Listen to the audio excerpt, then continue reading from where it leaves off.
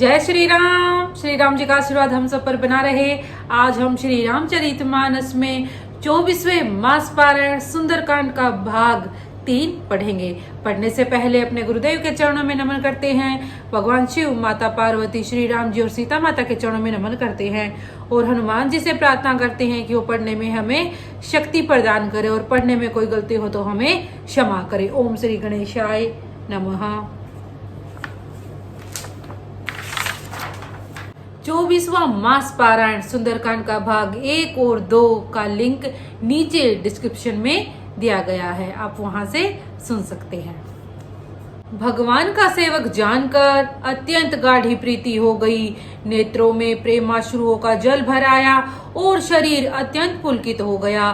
सीता जी ने कहा, हे तात हनुमान, विरह सागर में डूबती हुई मुझको तुम जहाज हुए। मैं बलिहारी जाती हूँ। अब छोटे भाई लक्ष्मण जी सहित खर के शत्रु सुख धाम प्रभु का कुशल मंगल कहो। श्री रघुनाथ जी तो कोमल हृदय और कृपालु हैं, फिर हे हनुमान उन्होंने किस कारण यह निष्ठुरता धारण कर ली है। सेवक को सुख देना उनकी स्वाभाविक बान है। वे श्री रघुनाथ जी क्या कभी मेरी भी याद करते हैं? हे तात, क्या कभी उनके कोमल सांवले अंगों को देखकर मेरे नेत्र शीतल होंगे? मुंह से वचन नहीं निकलता, नेत्रों में विरह के आंसुओं का जल भर आया। बड़े दुख से वे बोली, हाँ नाथ, आपने मुझे बिल्कुल ही भुला दिया। सीता जी को विरह से परम व्याकुल देखकर हनुमान जी कोमल और विनीत वचन बोले, हे माता, सुंदर कृपा के धाम प्रभु भाई लक्ष्मण जी के सहित शरीर से कुशल हैं, परंतु आपके दुख से दुखी हैं। हे माता, मन में ग्लानि न मानिए, श्री रामचंद्र जी के हृदय में आपसे दूना प्रेम है। हे माता, अब धीरज धर कर श्री रघुनाथ जी का संदेश सुनिए।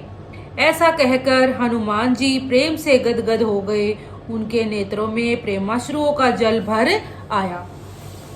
हनुमान जी बोले, श्री रामचंद्र जी ने कहा है कि हे सीते, तुम्हारे वियोग में मेरे लिए सभी पदार्थ प्रतिकूल हो गए हैं। वृक्षों के नए नए कोमल पत्ते मानो अग्नि के समान, काल रात्रि के समान, चंद्रमा सूर्य के समान और कमलों के वन भालों के वन के समान हो गए हैं। मेघ मानो खोलता हुआ तेल बरसाते हैं। जो हित करने वाले थे वे ही अब पीड़ा देने लगे हैं।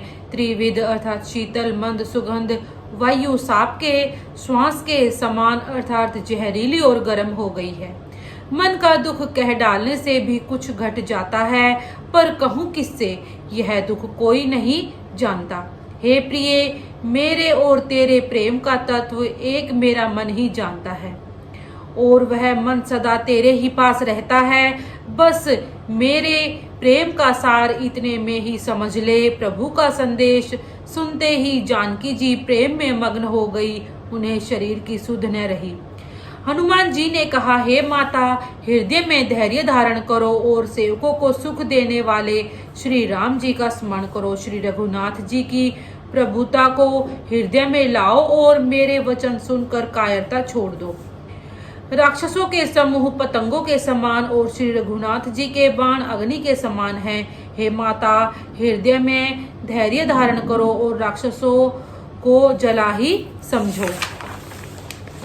श्री रामचंद्र जी ने यदि खबर पाई होती तो वे विलंब न करते।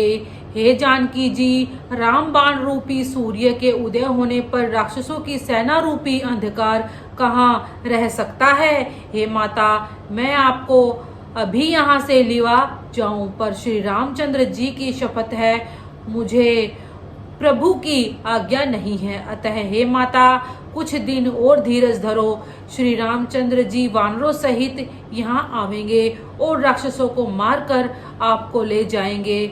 नारद आदि ऋषि मुनि तीनों लोकों में उनका यश गावेंगे। सीता जी ने कहा, हे पुत्र, सब वानर तुम्हारे ही समान होंगे। राक्षस तो बड़े बलवान योद्धा हैं, अतः मेरे हृदय में बड़ा भारी संदेह होता है कि तुम जैसे बंदर राक्षसों को कैसे जीतेंगे।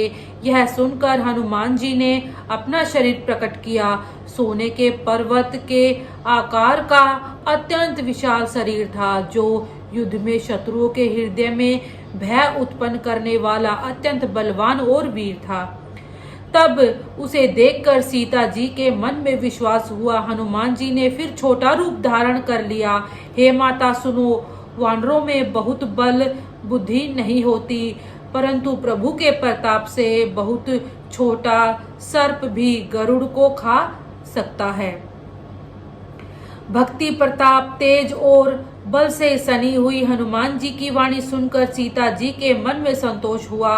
उन्होंने श्री राम जी के प्रिय जानकर हनुमान जी को आशीर्वाद दिया कि हे तात, तुम बल और शील के निधान हो। हे पुत्र, तुम अजर, अमर और गुणों के खजाने हो। श्री रघुनाथ जी तुम पर बहुत कृपा करे, प्रभु कृपा करे। ऐसा कानों से सुनते ही हनुमान जी पूर्ण प्रेम में मग्न हो गए। हनुमान जी ने बार बार सीता जी के चरणों में सिर नवाया और फिर हाथ जोड़कर कहा, हे माता, अब मैं कृतार्थ हो गया।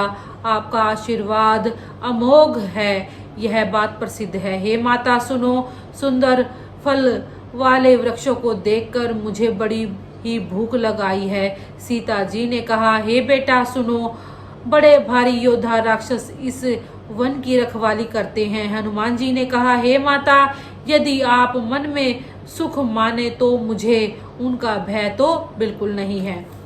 हनुमान जी को बुद्धि और बल में निपुण देखकर जानकी जी ने कहा, जाओ हे तात, श्री रघुनाथ जी के चरणों को हृदय में धारण करके मीठे फल खाओ। वे सीता जी को सिर नवाकर चले और बाग में घुस गए।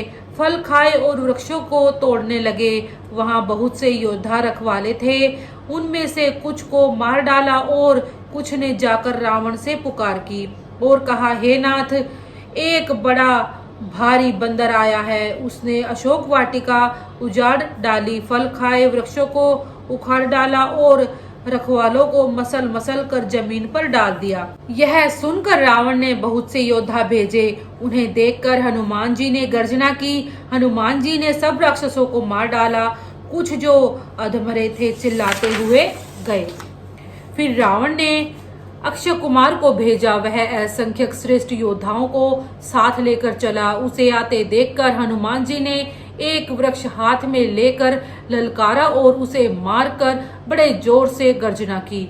उन्होंने सेना में कुछ को मार डाला और कुछ को मसल डाला और कुछ को पकड़ पकड़ कर धूल में मिला दिया। कुछ ने फिर जाकर पुकार की कि हे प्रभु, बंदर बहुत ही बलवान है।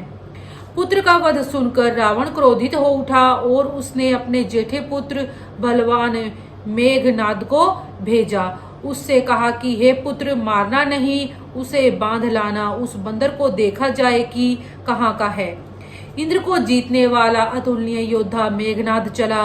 भाई का मारा जाना सुन उसे क्रोध आया। हनुमान जी ने देखा कि अब की भयानक योद्धा आया है। तब वे कटकटा कर गरजे और दौड़े। उन्होंने एक बहुत बड़ा वृक्ष उखाड़ लिया और उसके प्रहार से लंकेश्वर रावण के पुत्र मेघनाद को बिना रथ का कर दिया। उसके साथ जो बड़े बड़े योद्धा थे उनको पकड़ पकड़ कर हनुमान जी अपने शरीर से मसलने लगे।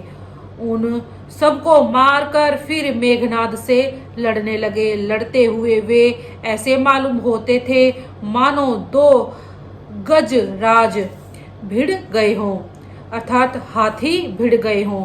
हनुमान जी उसे एक घूसा मारकर वृक्ष पर जा चढ़े। उसको क्षण भर के लिए मूर्छा आ गई। फिर उठकर उसने बहुत माया रची, परंतु पवन के पुत्र उससे जीते नहीं जाते। अंत में उसने ब्रह्मास्त्र का प्रयोग किया।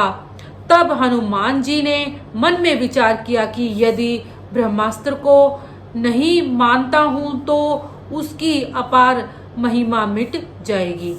उसने हनुमान जी को ब्रह्मास्त्र मारा, जिसके लगते ही वे वृक्ष से नीचे गिर पड़े, परंतु गिरते समय भी उन्होंने बहुत सी सेना मार डाली। जब उसने देखा कि हनुमान जी मूर्छित हो गए हैं, तब वह उनको नागपाश से बांध कर ले गया।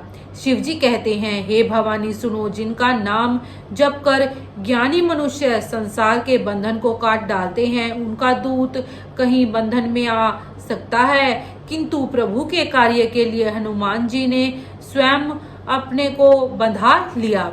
बंदर का बांधा जाना सुनकर राक्षस दौड़े और कौतुक के लिए सब सभा में आए। हनुमान जी ने जाकर रावण की सभा देखी।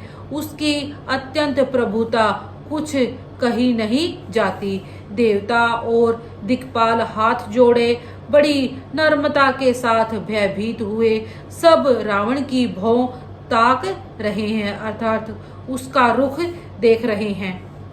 उसका ऐसा प्रताप देखकर भी हनुमान जी के मन में जरा भी डर नहीं हुआ। वे ऐसे निशंक खड़े रहे जैसे सर्पों के समूह में गरुड़ निशंक अर्थात निर्भय रहते हैं।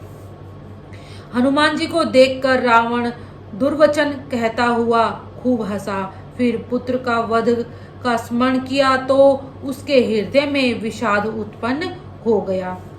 24वां मास पारायण आज हम यहीं तक पढ़ेंगे। इसी के साथ बोलते रहिए जय श्री राम।